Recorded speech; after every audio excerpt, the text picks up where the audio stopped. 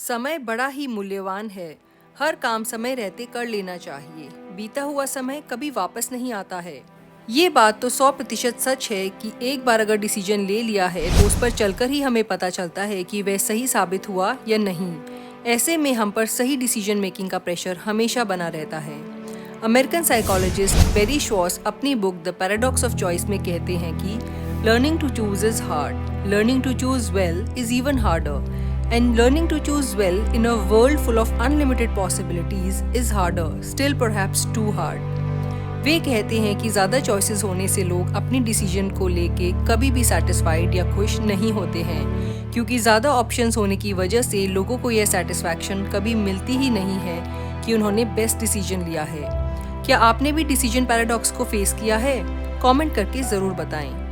हमारे हर एक्शन को करते वक्त हम लाइफ में कुछ और मिस कर रहे होते हैं। जैसे पीटर थील अपनी बुक 0 to 1 में कहते हैं, स्टार्टअप वर्ल्ड में ज़रूरी नहीं है कि आपको अपनी कंपनी ही स्टार्ट करनी है, फिर चाहे आप एक्स्ट्राऑर्डिनरी टैलेंट क्यों ना होल्ड करते हों। इसकी बजाय अगर आप एक ऐसी कंपनी ज्वाइन करते हैं जो कि फास्ट ग्रोइंग है, तो भी आप बहुत सक्सेसफुल हो सकते हैं। पावर लॉ कहती है कि आपके पास एक कंपनी के 100% शेयर होंगे अगर आप किसी कंपनी को फुली फंड करते हैं तो, मगर अगर वह कंपनी फेल हो जाए तो आपके पास 100% ऑफ नथिंग होगा।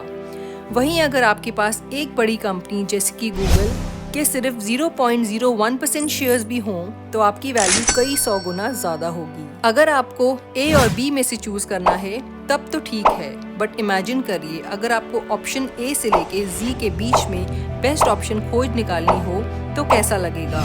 क्या आप कभी भी अपनी डिसीजन के बारे में कॉन्फिडेंट होंगे? कमेंट करके जरूर बताएं। ज्यादा ऑप्शंस मतलब कि ज्यादा अपॉर्चुनिटी कॉस्ट, और ऐसे में लोगों में अक्सर रिग्रेट देखा जाता है। यही कारण है कि प्रॉक्टर एंड गैम्बल ने अपने shampoo brand head and shoulders की वैरायटीज को 26 से 15 तक रिड्यूस किया था, ताकि उनके कस्टमर्स कम कंफ्यूज हों और उनका सेटिस्फैक्शन लेवल बेहतर हो। इसका नतीजा ये हुआ कि उनकी सेल्स में 10% तक का इजाफा हुआ। कैनेडियन ऑथर मैल्कॉम ग्लैडवेल अपनी किताब ब्लिंक में कहते हैं कि the key to good decision making is not knowledge, it is understanding.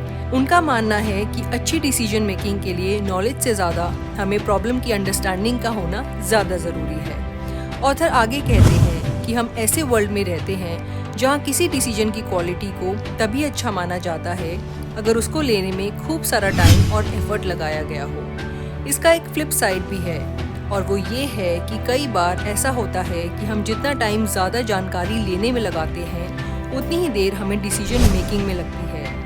इसीलिए हमें चाहिए कि अपने काम से रिलेटेड बेहद ज़रूरी जानकारी ही हासिल की जाए और डिसीजन मेकिंग की टाइमलाइन को डिफाइन किया जाए। ऑथर आगे कहते हैं कि जो डिसीजंस जल्दी से लिए जाते हैं वे उतने ही सही और कारगर साबित होते हैं जितने बहुत कॉशियसली और डेलिब्रेटली लिए गए फैसले होते हैं। ऐसे में हमें थिन स्लाइसिंग के इम्पोर्टेंट प्रिंसिपल को काम में लाना चाहिए।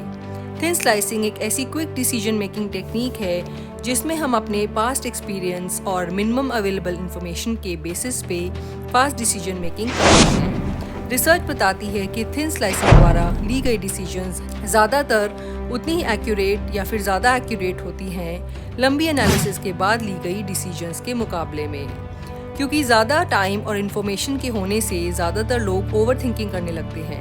एक बार एक इंटरव्यू में एक एंकर ने वॉरेन बफे से पूछा कि वे अपनी लाइफ में आने वाली अपॉर्चुनिटीज का पता कैसे लगाते हैं। तब वॉरेन बफे ने उन्हें एक ब्लैंक चेक दिया और कहा कि आप इसमें अपना डिजायर्ड अमाउंट भर सकती हैं। तब एंकर को लगा कि वे जोक कर रहे हैं और उन्होंने कुछ नहीं किया। इस पे वॉरेन बोले कि आपने अभी अभी एक सुनहरा मौका गवा दिया। मैंने अपनी पूरी लाइफ में एक भी मौका गवाया नहीं है, चाहे वह बड़ा हो या छोटा, और यही कारण है मेरी अचीवमेंट्स का।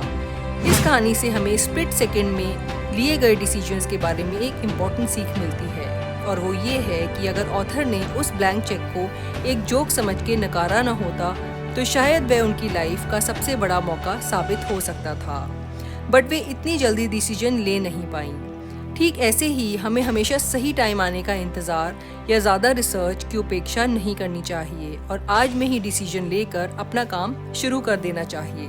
टू सम अप, समय रहते अपना काम कर लेना चाहिए क्योंकि समय कभी वापस नहीं आता है। जब हम एक डिसीजन लेते हैं तो दूसरे ऑप्शंस को छोड़ना पड़ता है। इसे पैराडॉक्स ऑफ डिसीजन मेकिंग कहते हैं। ज़्यादा ऑप्शंस अवेलेबल होने पर कंफ्यूजन बढ़ता है और ली गई डिसीजन पर कॉन्फिडेंस नहीं आता है। स्प्लिट सेकेंड डिसीजंस भी उतने ही कारगर साबित होते हैं जितने कि वेल थॉट आउट डिसीजंस होते हैं। डिसीजन लेने की एक टाइमलाइन फिक्स करें ताकि एंडलेसली रिसर्च करने या ओवर थिंकिंग, ओवर एनालिसिस में टाइम वेस्ट ना हो।